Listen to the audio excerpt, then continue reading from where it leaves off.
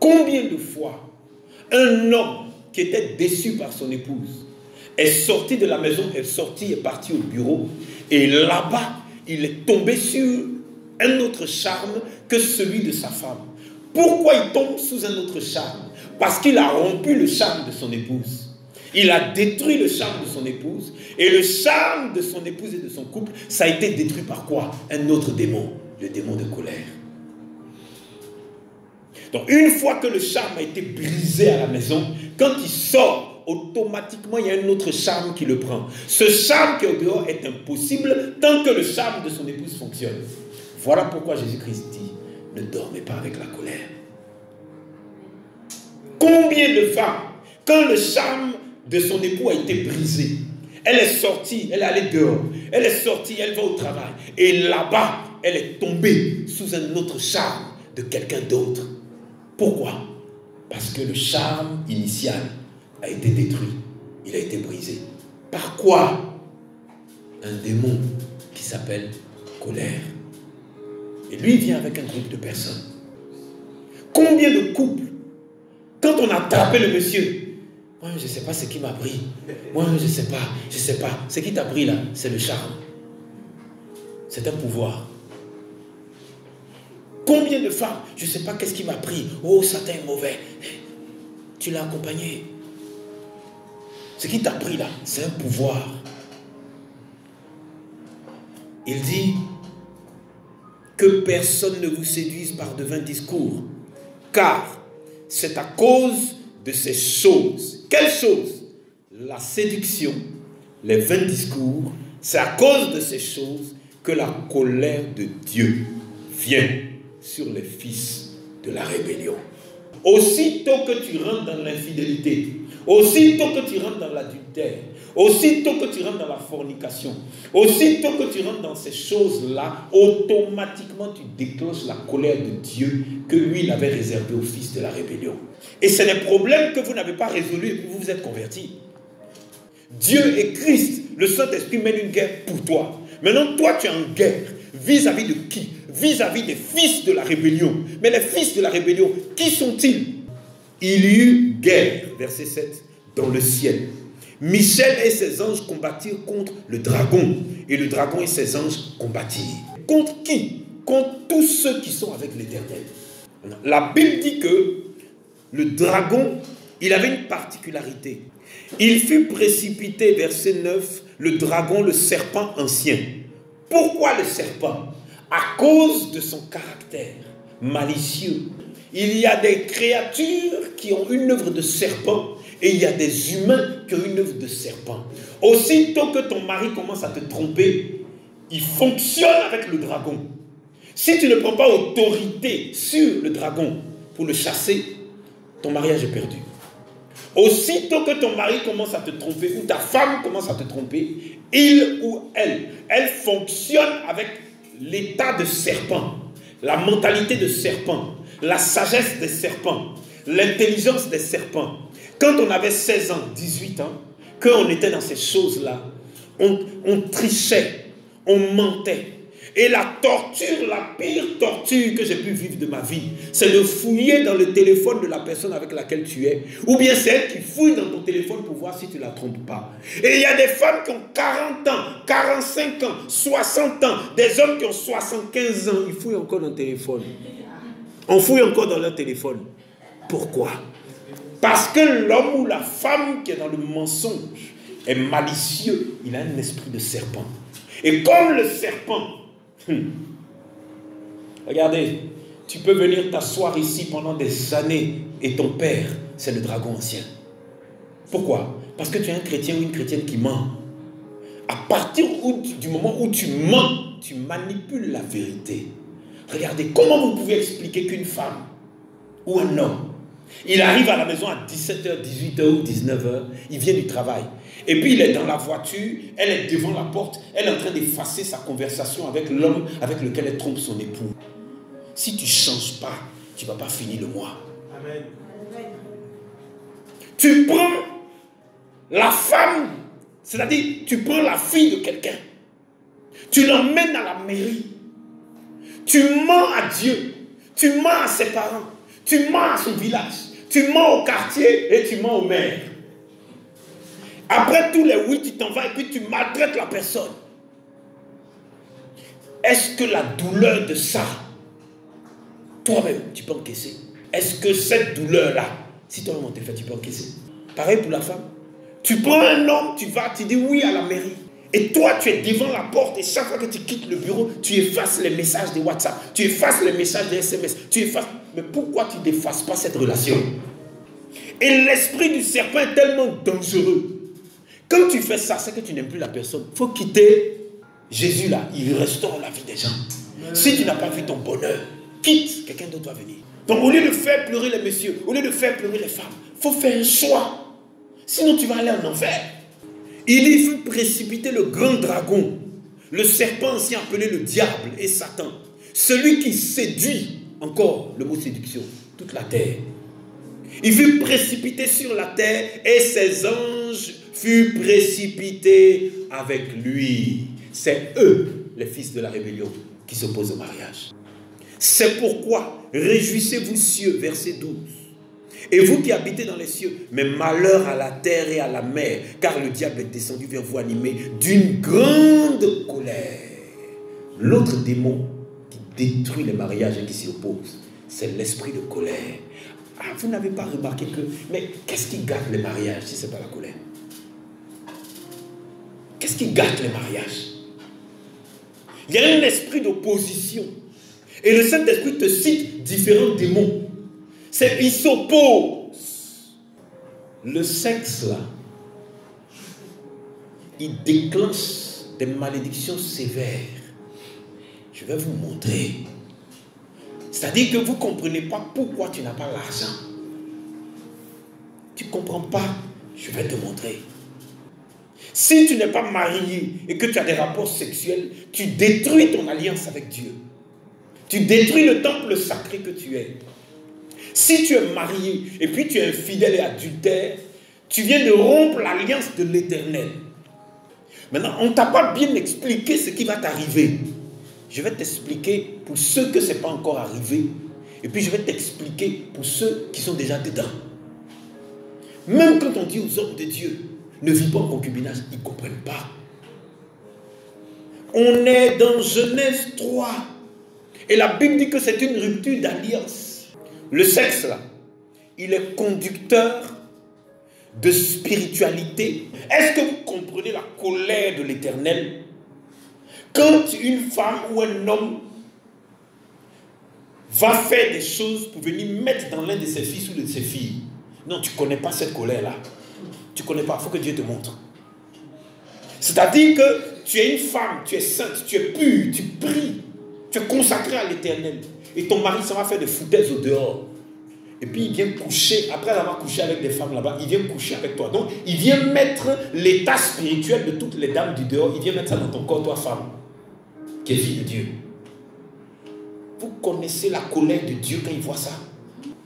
Et donc, du coup, la femme, maintenant, elle voit ce que le monsieur a fait dehors, puisque c'est rentré en elle.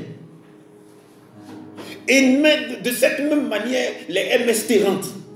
Et tu prends des MST pour venir donner au monsieur ou à la femme. Cette personne fait des songes bizarres. Elle voit des choses, elle entend des choses. Et quand elle te parle, tu fais comme si ce n'est pas toi. Or, le sexe, c'est un traître. Il transmet tout ce que tu as fait en cachette là. Il transmet à l'autre. Maintenant, le pire, sexuellement, nous vendons nos âmes.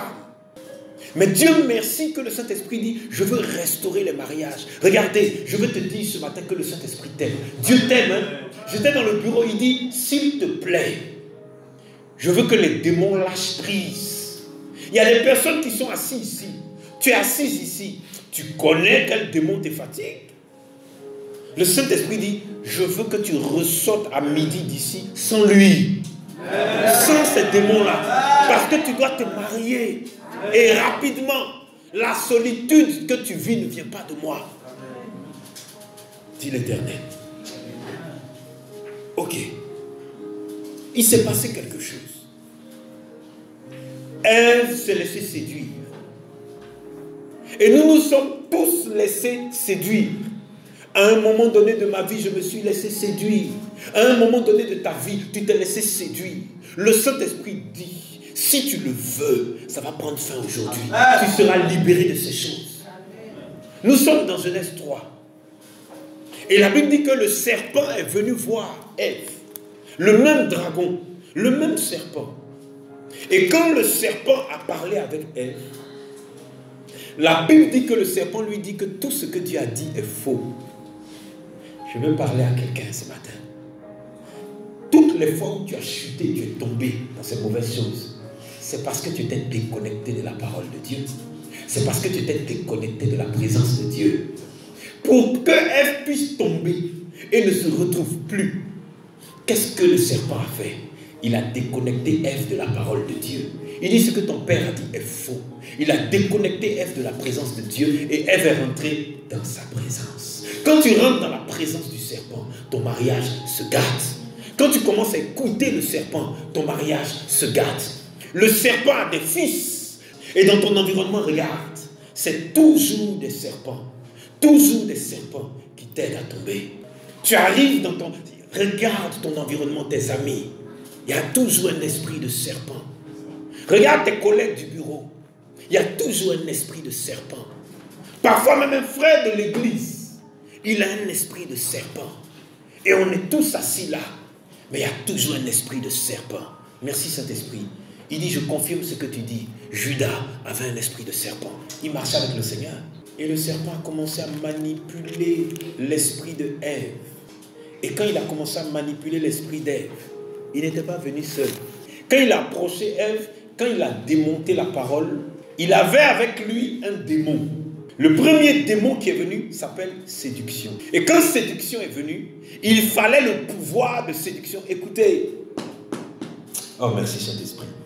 Les anges déchus là, chacun d'eux a une beauté différente. Chacun d'eux a une onction différente. Chaque nom d'archange est aussi son onction et sa puissance.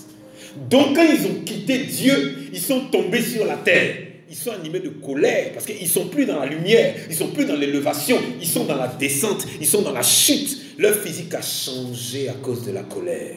Quand leur physique a changé, ils ont dit, mon onction va servir à tuer. Mon onction va servir à détruire. Le premier démon qui est venu, c'est un esprit. Il s'appelle séduction. Le deuxième démon qui est venu, quand elle a regardé le prix, il s'appelle convoitise. Le troisième démon s'appelle manipulation. Le quatrième démon s'appelle mensonge. On ne parle que du serpent, hein? Mais le serpent n'a pas tous les ministères. Comme mon fils disait que Jésus-Christ a tous les ministères. Le serpent, il a un seul pouvoir. Mais il est venu avec des gars qui ont chacun une spécialité. Le démon suivant s'appelle rébellion. Dès que séduction, convoitise, mensonge, rébellion rentre dans ta vie, tu commences à tromper ta femme, tu commences à tromper ton époux. Tu deviens une grande tricheuse. Tu deviens un grand tricheur. Il y a un autre démon qui s'appelle trafic d'influence. Donc, tout ton environnement là, lui, il trafique et puis il l'influence. Il trafique et puis il l'influence. Il trafique et puis il l'influence. Il trafique et puis il l'influence. Il y avait un autre démon qui était à la porte. C'est le marionnettiste. Qu'est-ce qu'il fait? Quelle est sa puissance? Sa puissance qui peut opérer sur toi, c'est que le marionnettiste, son esprit de marionnettiste te prend. Quand ça te prend, ton âme rentre dans la marionnette. Quand ton âme rentre dans la marionnette, maintenant, il te manipule avec des fils. Et il manipule ton couple, il manipule ton mariage. Séduction, une fois qu'il t'a séduit, il te laisse la place. Quand convoitise te fait goûter le sexe de l'autre personne, convoitise quitte.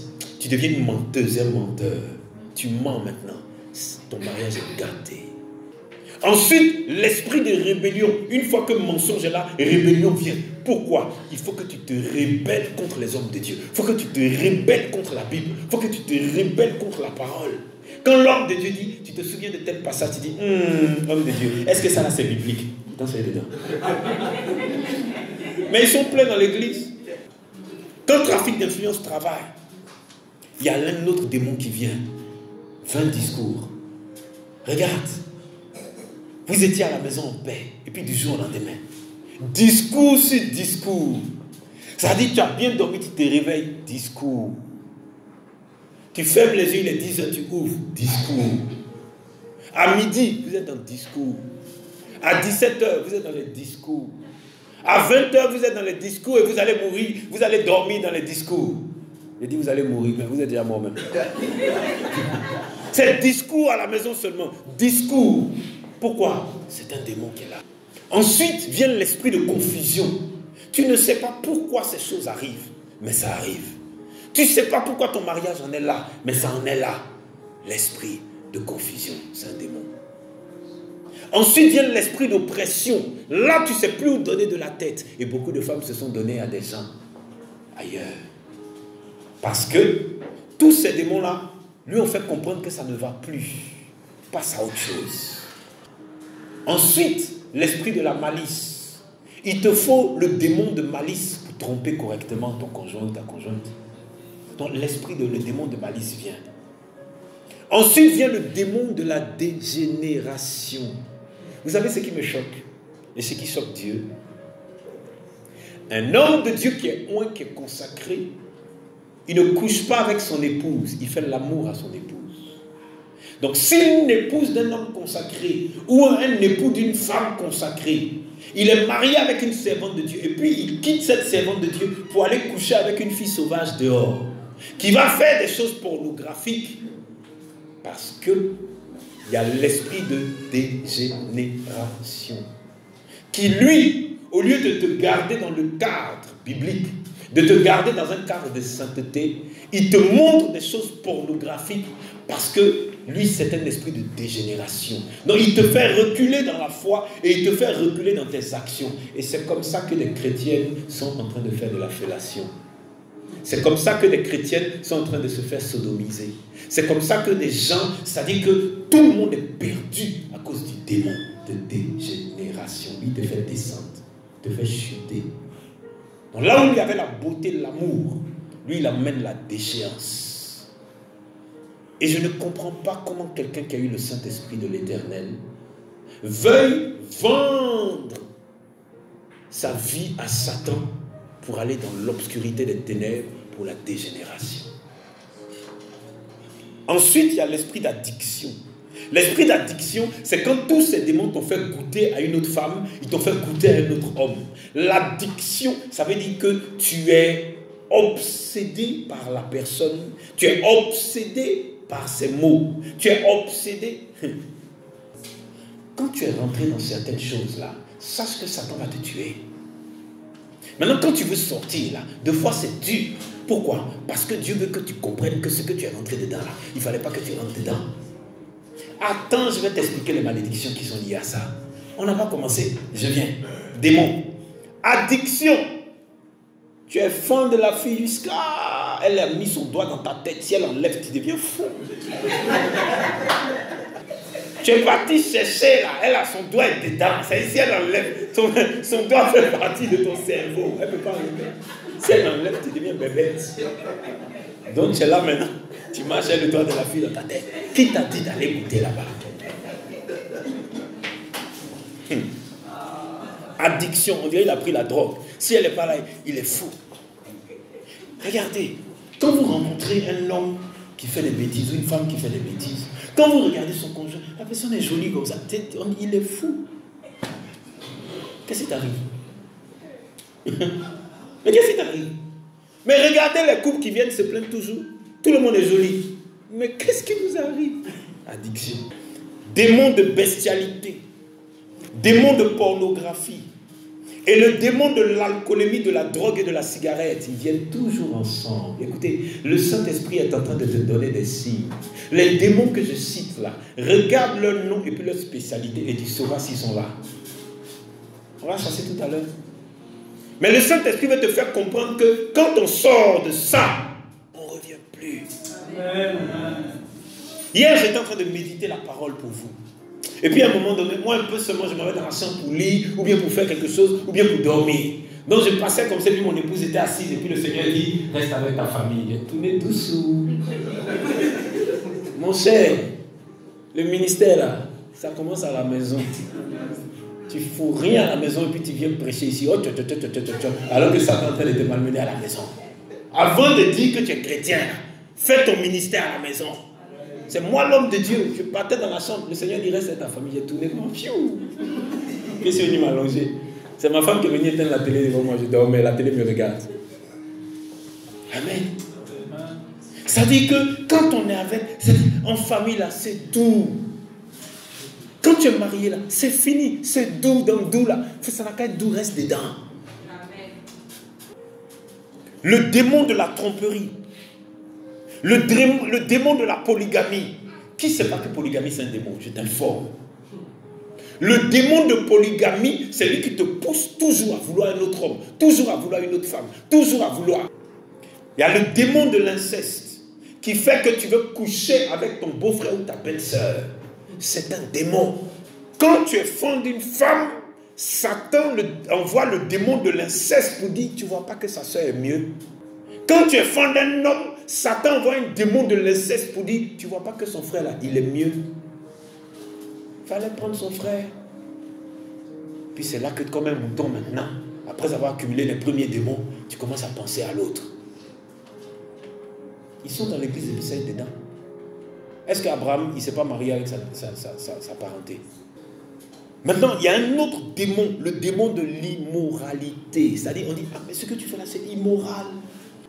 Comme vous aimez les influenceurs bêtes qui sont sur Facebook là. Ça dit maintenant, ils ont remplacé les hommes de Dieu.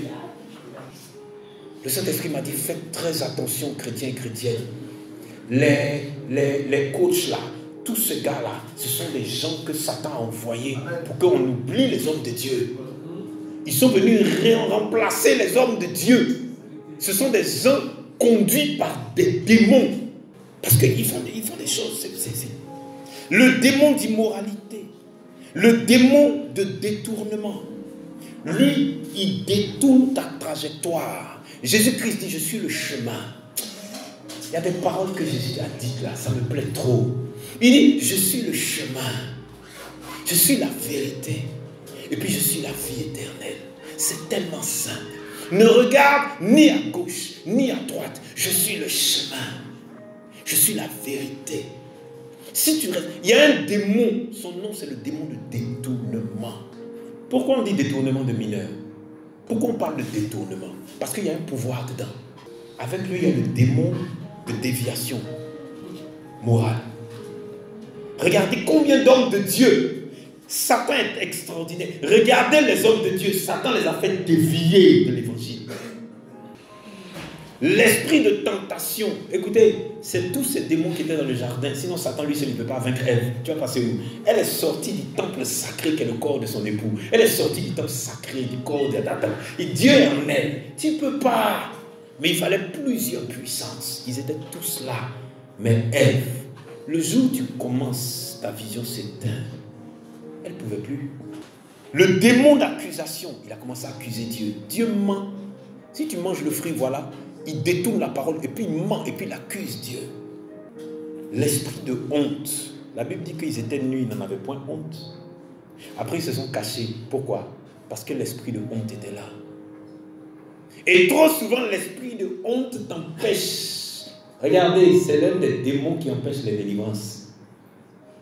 Moi, les gens sont étonnés de moi. Il n'y a pas la honte. Quand la honte est née là, je n'étais pas là. Comment j'ai fait là? C'est comme ça que je dis. Et puis je m'en fous de quelqu'un. Parce que Jésus-Christ m'aime. Donc quand tu as fait là, tu te mets à genoux, tu parles à ton Dieu, puis tu quittes là, puis tu ne recommences plus. Tu te réponds et puis tu roules. Ta délivrance sera propre. Ce que tu as fait, dis à Dieu que tu as fait. Dieu dit, mais pourquoi vous vous cachez? Qui vous a dit? C'était trop tard. L'esprit de honte. Ensuite, il y a un démon. L'esprit de rivalité. Ça dit, tu ne comprends pas. Tu t'es marié légalement. Et puis tu es dans rivalité maintenant avec quelqu'un qui est au dehors. Tu ne comprends pas. Regardez, j'ai compté 37 démons.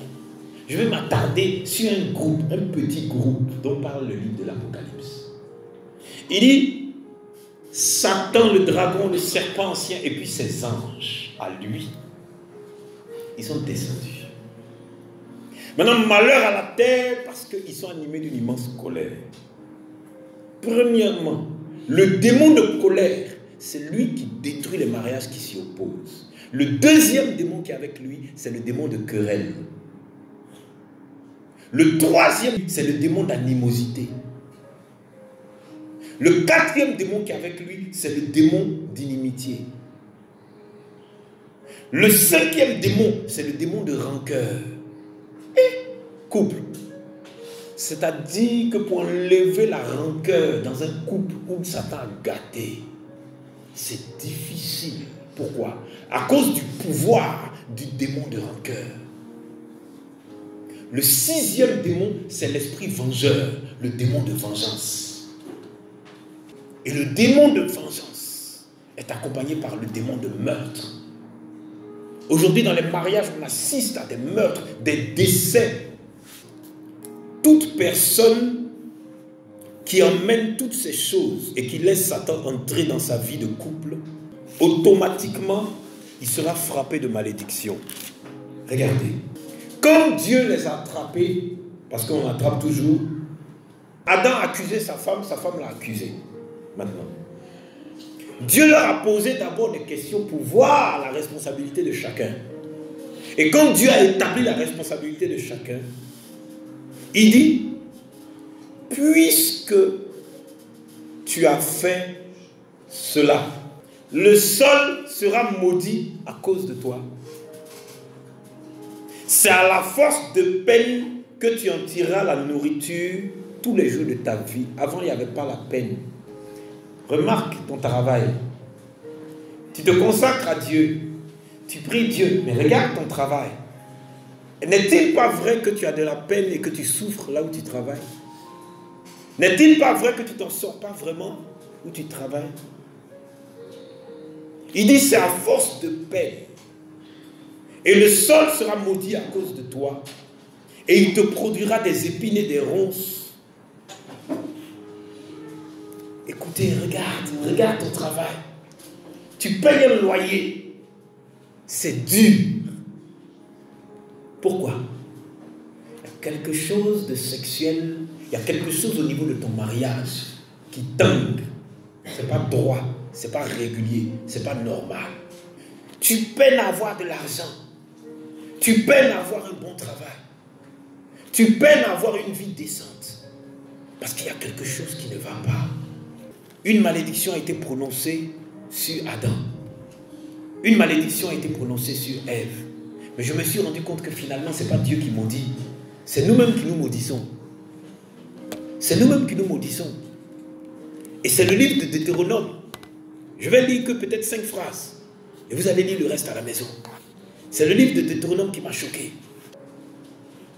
Ok, on est à partir du verset 15. Je vais lire moi-même. Tout le monde a trouvé Deutéronome 28, verset 15? Je lis la parole de Dieu, suivez bien. Mais si tu n'obéis point à la voix de l'Éternel ton Dieu, c'est ce que Ève a fait. Si tu n'observes pas et ne mets pas en pratique tous ces commandements, c'est ce qu'Adam et Ève ont fait, et toutes ces lois que je te prescris aujourd'hui, voici toutes les malédictions qui viendront sur toi et qui seront ton partage. Tu seras maudit dans la ville et tu seras maudit dans les champs. Ta corbeille et ta huche seront maudites, l'œuvre de ton travail. Le fruit de tes entrailles, tes enfants, le fruit de ton sol, les portées de ton gros et de ton menu bétail, toutes ces choses seront maudites. Ça veut dire que tu vas être un homme ou une femme stérile. Tu seras maudit à ton arrivée, tu seras maudit à ton départ. Donc, si c'est toi qui es dans le péché, ne te plains pas contre ta femme. Si c'est toi qui es dans le péché, ne te plains pas contre ton mari. L'Éternel, verset 20, enverra contre toi la malédiction, le trouble et la menace. Au milieu de toutes tes entreprises, tout ce que tu feras. Il dit, jusqu'à ce que tu sois détruit, jusqu'à ce que tu périsses promptement à cause de la méchanceté de tes actions qui t'auront porté à m'abandonner.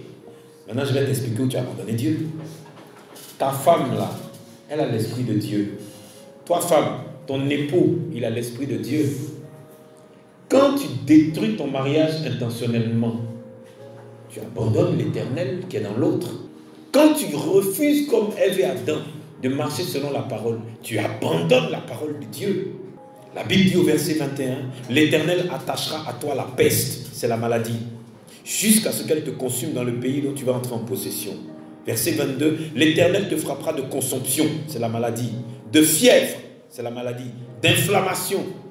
La Bible dit au verset 21, l'Éternel attachera à toi la peste jusqu'à ce qu'elle te consume.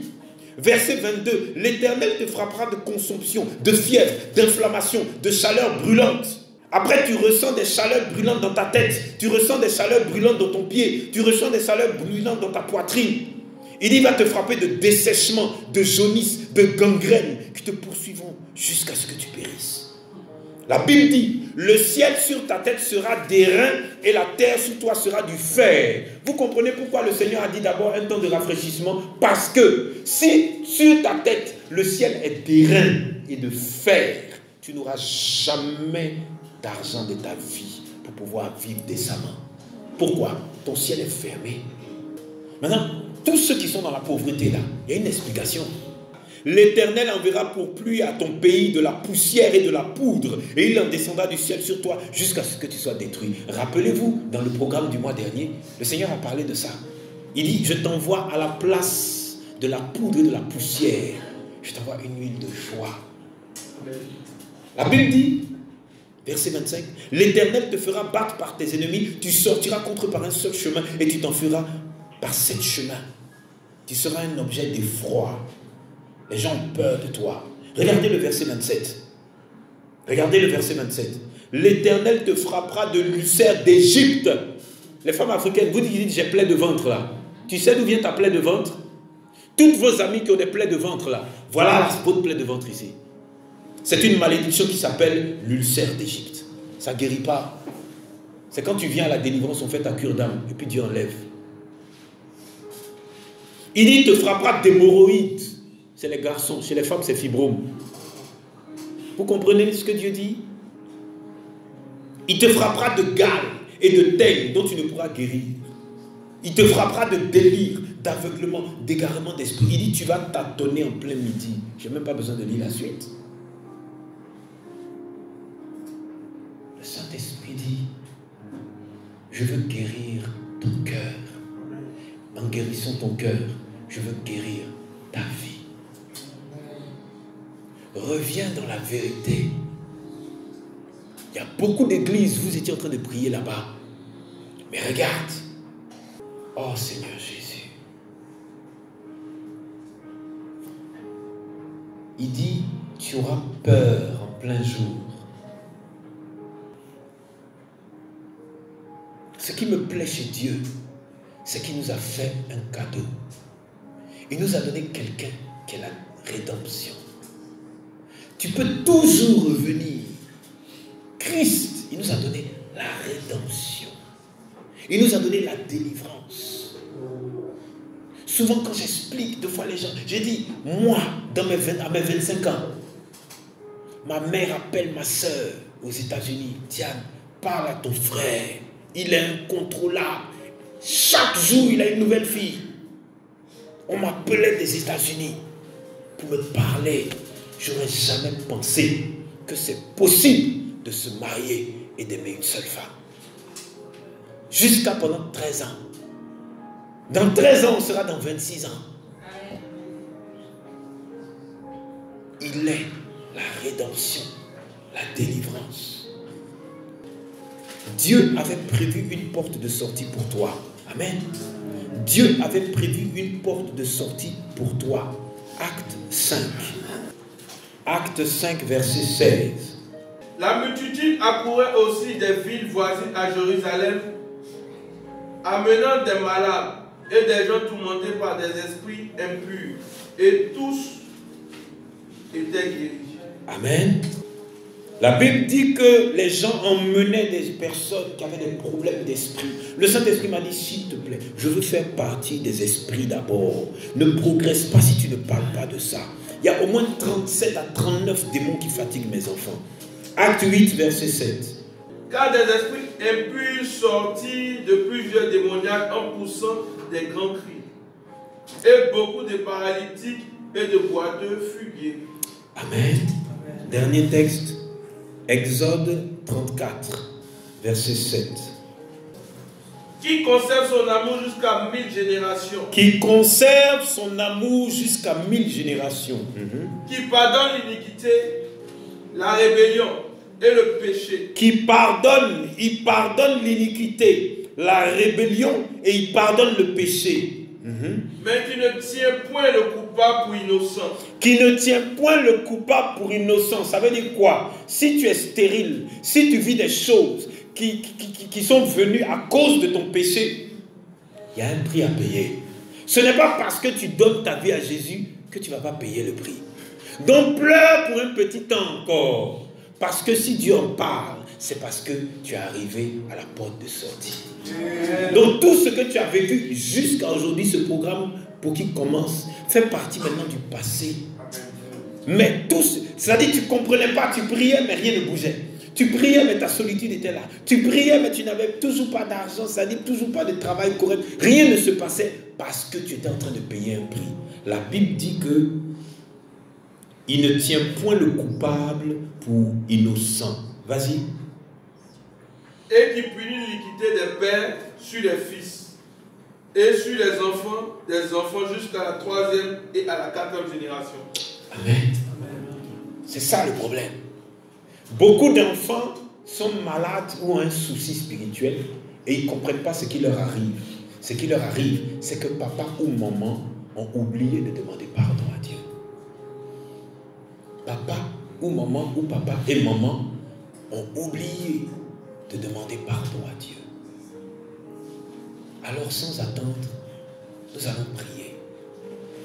Quelle est la situation maritale dans laquelle tu te trouves? Les autres ont des enfants. Toi, où en es-tu? Les autres ont des enfants en bonne santé. Toi, où en es-tu? Les autres femmes ont des époux. Toi, où en es-tu? Les hommes ont des épouses. Toi, où en es-tu? On va d'abord se mettre à genoux pour nous repentir avant qu'on s'en prenne à ces esprits que nous allons chasser tout à l'heure. Donc tu vas prendre la position que tu veux.